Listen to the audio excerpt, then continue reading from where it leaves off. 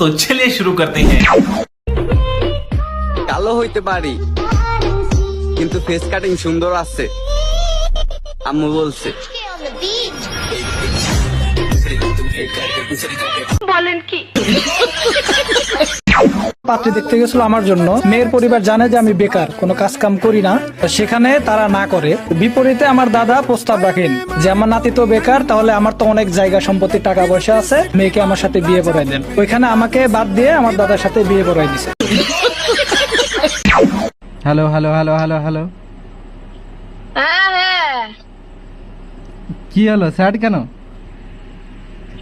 কবি বলেছে অদ্ভুত ছিল তার ভালোবাসা, নিখুঁত ছিল তার অভিনয়, মায়াবতী তোর মুখে মূর্তি।